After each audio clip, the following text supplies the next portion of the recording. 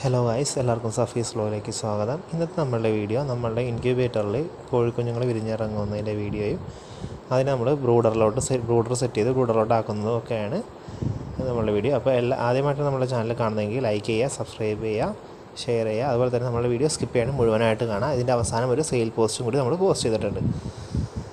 ഇപ്പം നമ്മുടെ കയ്യിൽ അവൈലബിൾ ആയിട്ടുള്ള കുഞ്ഞുങ്ങളുടെ ഒരു സെയിൽ പോസ്റ്റും കൂടി ഉണ്ട്. സോ അപ്പോൾ വീഡിയോ സ്കിപ്പ് ചെയ്യാണ്ട് മുഴുവനായിട്ട് കാണാം.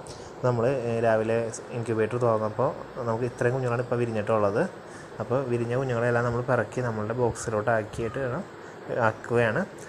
ഇതാണ് നമ്മുടെ ഇൻക്യുബേറ്റർ. നമ്മൾ വിരിഞ്ഞ ഓരോ കുഞ്ഞുങ്ങളെ പിറക്കി നമ്മളുടെ പ്ലാസ്റ്റിക് ബോക്സിലോട്ട് എടുത്ത് വെക്കുവാണ്. അതിനുശേഷം നമുക്ക് എന്തെങ്കിലും മുട്ടത്തൊണ്ടെല്ലാം പിറക്കി മാറ്റണം. എങ്കിലാണ് ബാക്കിയുള്ള മുട്ടയ്ക്ക് ഹ്യൂമിഡിറ്റിയും സംഭവമെല്ലാം കറക്റ്റായിട്ട് കിട്ടുള്ളൂ. കണ്ട അത്യാവശ്യം മുട്ട ഡാമേജായി പോകുന്നുണ്ട്. വെക്കുന്ന മുട്ട മുഴുവനായിട്ടൊക്കെ വിരിയണി നമ്മൾ ആരായിരുന്നേ അല്ലേ. കുറേ മുട്ട ചെകിലില്ലാത്തതായി പോവും. പിന്നെ കുറച്ച് വിരിയാണ്ട് ഉള്ളിൽ നിന്ന് ചത്തിരിക്കുന്നുണ്ട്. അതെല്ലാം വിരിയാണ്ട് ഉള്ളിൽ കുഞ്ഞ് ചത്തിരിക്കുന്ന മുട്ടയാണ്. അങ്ങനെയെല്ലാം കുറേ കേസസ് നമ്മുടെ കോഴി വളർത്തലിലും ഇൻക്യുബേറ്ററിലൊക്കെ ഉണ്ട്.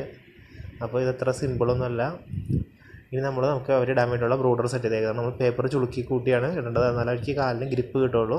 ലൈറ്റ് ഇട്ട് കൊടുക്കുക, കുടിക്കാനുള്ള വെള്ളം, കുഞ്ഞുങ്ങളാക്കിയതിന് ശേഷം നമ്മൾ എന്ത് ചെയ്യുക, സ്റ്റാർട്ടർ ബ്രോയിലർ സ്റ്റാർട്ടറാണ് ഏറ്റവും നല്ലത്. സ്റ്റാർട്ടർ തീറ്റ ഇട്ട് കൊടുത്തു. അപ്പോൾ നമ്മൾ ജസ്റ്റ് അവരെ നോക്കി അവർ കുറച്ച് പേര് ഇനി ഒന്ന് ഉഷാറാവാനുണ്ട്. അപ്പോൾ നമ്മൾ കുടിക്കാനുള്ള വെള്ളത്തിൽ ഗ്ലൂക്കോസിൻ്റെ ഒരു തുള്ളി ഗ്ലൂക്കോസ് പൗഡർ ഇടുന്നത് വളരെ നല്ലതാണ്. എനിക്ക് ആരോഗ്യമായിട്ട് വേഗം ഉഷാറായി കിടാൻ നല്ലതാണ്. അതിന് ശേഷം നമ്മൾ ഗ്രില്ല് വെച്ച് കൂടിൻ്റെ പെട്ടിയുടെ മുകളടച്ചു. പേപ്പർ കുറച്ച് ഭാഗത്തേക്ക് പേപ്പറിട്ട് മറച്ചു, കാരണം ചൂട് നല്ലോണം കിട്ടാൻ. അത് നോക്കിയപ്പോൾ നമ്മളുടെ വാത്തക്കുട്ടന്മാർ തീറ്റയ്ക്ക് വേണ്ടി വന്നത്. നമ്മളുടെ ഇപ്പോഴത്തെ ഉള്ള 2 കുഞ്ഞുങ്ങളമ്മമാർ ഇത്രയൊക്കെ ആയിട്ടുണ്ട്. അവന്മാർ കയ്യിൽ നിന്ന് തീറ്റ കൊടുത്തതിന് അത്രത്തോളം ഇണക്കമുണ്ട്.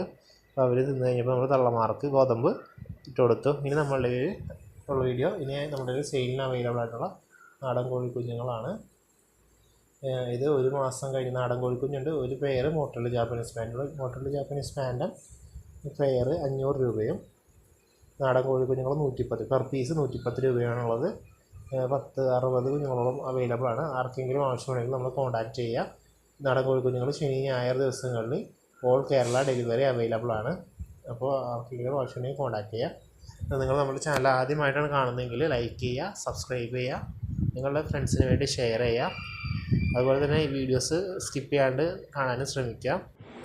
എല്ലാവർക്കും നമ്മളുടെ വീഡിയോ ഇഷ്ടമായെന്ന് വിചാരിക്കുന്നു.